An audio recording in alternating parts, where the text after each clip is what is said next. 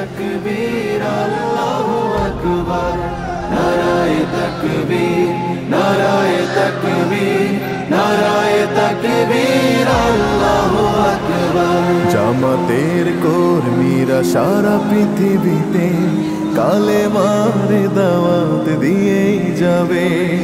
জামাতের কর্মীরা সারা পৃথিবীতে কালেমার দাওয়াত দিয়েই যাবে। কোরআনের আলোকে সমাজ বিনির্মাণে, কোরআনের আলোকে সমাজ বিনির্মাণে হাজার জুলুম বাধা উতরে যাবে। সূরা আল ইমরানের একটা আয়াত দিয়ে আমি শুরু করব, যেটা আয়াতটা আপনারা অনেকেই জানেন, যে কুনতুম খায়রা উম্মাতিন উখরিজাত লিন-নাস, যে মুসলমানদেরকে কেন তৈরি করা হয়েছে সেটা বলা হচ্ছে। এই নাস শব্দটা খুব ইম্পর্টেন্ট। নাস হলো কল্যাণ করার জন্যে, মানব জাতির কল্যাণ করার জন্যে। তাই এই মানব জাতির কল্যাণ হলো, এইটার মধ্যে কিন্তু হিন্দু, বৌদ্ধ, খ্রিস্টান, মুসলমান, অমুসলমান, বিশ্বাসী এবং অবিশ্বাসী সবাই ইনক্লুডেড। এই জন্যে আমাদের সৃষ্টির উদ্দেশ্য আল্লাহ রাব্বুল আলামিন বলছেন যে মানব জাতির কল্যাণের জন্যে। কিভাবে আমরা করব? সৎ কাজের আদেশ এবং অসৎ কাজের নিষেধের মাধ্যমে। এবং এটা এত গুরুত্বপূর্ণ যে আমি আর নজরুল ভাই খুঁজে 14 জায়গায় পাইছি। তা আল্লাহ যদি একটা কথা গুরুত্বপূর্ণ না হতো, এতবার তো উনি বলতেন না। এইটার ইমানের যে গ্রেডিং করা হয়েছে, পরীক্ষায় যে first division, second division, third division হয় না, এখানে 6টা বড় হাদিস গ্রন্থে এখানে এই হাদিসটা উল্লেখিত আছে। কি? যে যখন কোনো অন্যায় হইতে দেখে, তার ইমান সবচেয়ে মজবুত যে হাত দিয়ে এটা প্রতিরোধ করতে পারে। তারপরে মব জাস্টিস করা যাবে না, যেখানে অন্যায় পাইছি দইরা করা যাবে না, কিন্তু আইন আছে। আমরা সেটা কিভাবে আইনের মাধ্যমে সেটা আমরা করতে পারি, সেটাই আমাদেরকে চেষ্টা করতে হবে। বলা হচ্ছে যে এর ইমান হলো সর্বোচ্চ। দ্বিতীয় স্তর বলা হচ্ছে ইমানের, যে হাত দিয়ে প্রতিহত করতে পারলো না, সেটা হলো মুখ দিয়ে প্রতিবাদ করলো। এবং এরপরে বলা হচ্ছে এটাও যদি না পারে, তাহলে অন্তর দিয়ে এটাকে ঘৃণা করতে হবে। এটাকে বলা হচ্ছে ইমানের সর্বনিম্ন স্তর। তার মানে কোনো রকমে আছে আর কি।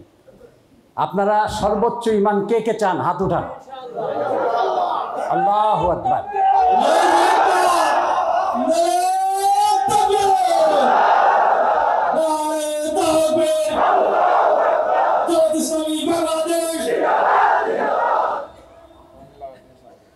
এরপরে আরেকটা বর্ণনা আছে যে আল্লাহ রাব্বুল আলামিন একবার তার আশেপাশের যেসব ইম্পর্টেন্ট ফেরেশতা আছেন তাদেরকে বললেন যে তোমরা এই জনপদকে ধ্বংস করে দিয়ে আসো।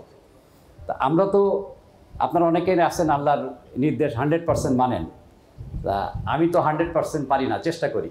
তা ফেরেশতারা তো এরকম না, ওনারা আল্লাহ যেটা বলবেন সাথে সাথে করে ফেলবে। কিন্তু ফেরেশতারা তখন বললেন আল্লাহকে, আল্লাহ রাব্বুল আলামিন যদি আপনি অনুমতি দেন, ওই লোকালয়ে একজন আছেন, উনি বাড়িতে খাইতেও যান না, ওনার স্ত্রী ওনার মসজিদে খাওয়া দাওয়া নিয়ে আসেন, উনি সারাদিন তসবিহ, নামাজ, কালাম এগুলো করেন, ওনারে কি করব? আল্লাহ কি বললেন তখন? ওকে আগে ধ্বংস করো। কারণ এইটা হলো যে কোরআনটা কি, আমরা আল্লাহ কি আমাদেরকে করতে বলছেন সেগুলো আমরা পড়তেছি। মুখের কথা এবং কাজের মধ্যে একটা মিল থাকতে হবে। তা এই জন্যই কিন্তু যে যতই আমরা ইবাদত করি, সেটা হলো আমরা বলতেছি আমাদের কি করা দরকার, কিন্তু সেটা যদি আমরা না করতে পারি, তাহলে তো আল্লাহ লানত একদিন আমাদের এসে যাবে। যত বেশি দায়িত্ব তত বেশি কিন্তু জবাবদিহি। এখানে 17 বছর গেছে, যেখানে ওই যে বিশ্বজিৎকে মুসলমান মনে করে, শিবির মনে করে মেরে ফেলছে। এখন কিন্তু অবস্থার আল্লাহর রহমতের মাধ্যমে পরিবর্তন হয়েছে। আপনি যদি চিন্তা করেন যেভাবে গুছাইছিল, তাতে কিন্তু 40 বছর ধরে রাখছিল, যাব না। কিন্তু একমাত্র আল্লাহর মেহেরবানি এবং মুজেজা ছাড়া কিন্তু এইটার থেকে আমরা বেরোয় আসতে পারি নাই। কিন্তু এটার সাথে আমাদের উপর এখন দায়িত্ব বেশি এসে গেছে। এখন আমরা ইসলামের প্রচার এবং প্রসার করার একটা সুযোগ আসছে। কিভাবে করব? যে ইসলামের যারা ইতিহাস পড়েছেন জানেন যে চরিত্রের মাধ্যমে ইসলামের প্রচার এবং প্রসার ঘটছে। মহানবী রসুল পাক সাল্লাল্লাহু আলাইহি সাল্লাম তিনি যে আদর্শ রেখে গেছেন এটা খুব উচ্চ আদর্শ, এবং সেই ক্যারেক্টার কিন্তু আমাদের কাছে ছোট্ট একটা এক্সাম্পল দেব। আপনারা অনেকে জানেন যে একজন নবীর পথে কাটা দিত, এটা বলতে গেলে আমার ইমোশনাল হয়ে যায়। এবং যখন নবীর রসুল পাক সাল্লাল্লাহু আলাইহি সাল্লামের পা দিয়ে রক্ত পড়তো উনি তখন হাত তাড়িয়ে দিতেন। এখন একদিন সে কিন্তু নবী পাক সাল্লাল্লাহু আলাইহি সাল্লাম দেখলেন যে সেখানে কাটা নাই, তখন কিন্তু উনি সেই মহিলার বাড়িতে গেলেন। বাড়িতে যাবার দেখলেন যে সেখানে উনি অসুস্থ, তার উনি নিজের সেবার শুশ্রূষা করলেন, এবং করে যখন উনি সুস্থ হয়ে গেলেন তখন কিন্তু ওই মহিলা মুসলমান হয়ে গেলেন। এটাই কিন্তু আমাদের উদ্দেশ্য। এটা খুব কঠিন, দিনের কাজ করতে গেলে কিন্তু বিভিন্ন রকম বাধা বিপত্তি আমাদের আসবে, ইসলামের কথা বলতে গেলে আসবে। আর মানুষের মন জয় করতে হবে কিন্তু আমাদের সেবার মাধ্যমে। সূরা বাকারার 177 নম্বর আয়াত আপনারা পড়ে নেবেন যে এইটার উপরে রুমির নাম অনেকে শুনছেন, পারস্যের কবি একটা কবিতা লিখছিলেন। মূল অর্থ হলো যে কেবল জায়নামাজ আর তসবি দেখে খোদ এলাহি ভুলবে না, মানব সেবার পুঞ্জি ছাড়া স্বর্গদুয়ার খুলবে না।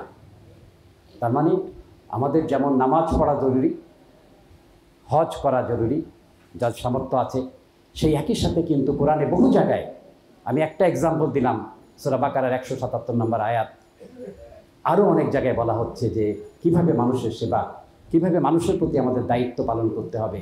এটা কিন্তু অত্যন্ত গুরুত্বপূর্ণ। এটা আমরা কোনো ভোটের উদ্দেশ্য নিয়ে করব না, আমরা এটা আমাদের মুসলমান হিসেবে একজন ভাইয়ের প্রতি, মুসলমান এবং অমুসলমানদের প্রতি আমাদের যে দায়িত্ব, এইটার মনে রেখে আমরা করব, তাতে কিন্তু আল্লাহর রহমত আমাদের উপর আসে যাবে। আরেকটা কি করব যে আমরা সৎ কাজের আদেশ এবং অসৎ কাজের নিষেধের জন্য আমরা কয়েকটা কথা বলছি। ব্যক্তিগতভাবে যদি এখানে আমরা এমপি হই, সেখানে আমরা সরকারি কোনো ট্যাক্স গাড়ি দেবো না। একজন এমপি ঢাকায় একটা ফ্ল্যাট পান, সরকারি মূল্য অল্প মূল্যে, সেটা আমাদের আমির বলে গেছেন দেব না।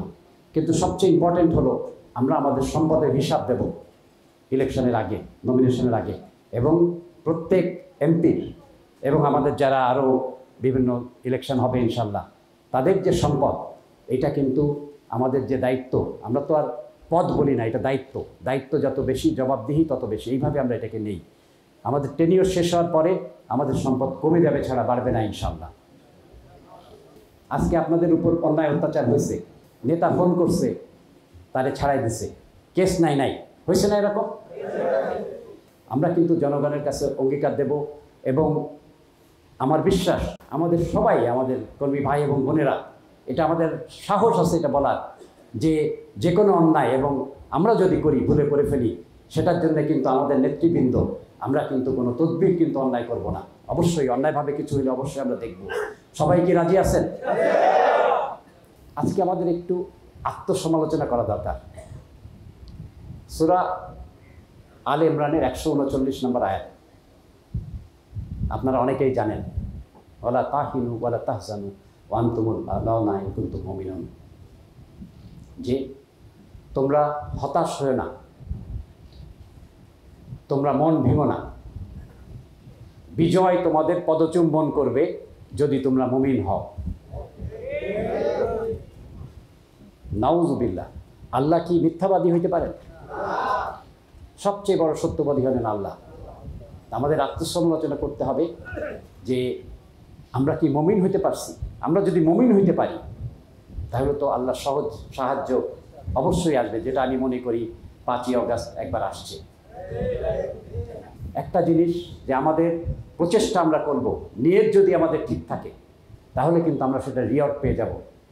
রেজাল্ট দিয়ে তো আমাদের আল্লাহ বিচার করবেন না, আমাদের প্রচেষ্টা এবং আমাদের অন্তরের মধ্যে যে সিনসিয়ারিটি, সেটা দিয়ে পুরস্কার আমরা পাবো। আর আমাদেরকে আল্লাহর সাহায্য চাইতে হবে। আল্লাহর সাহায্য না হলে যতই আমরা এখানে অর্থ খরচ করি, সময় খরচ করি, যতবার আমরা হার্ট অ্যান্ড মাইন্ড করি, মানুষের আল্লাহর সাহায্য ছাড়া কিন্তু কোনোদিন বিজয় আসবে না।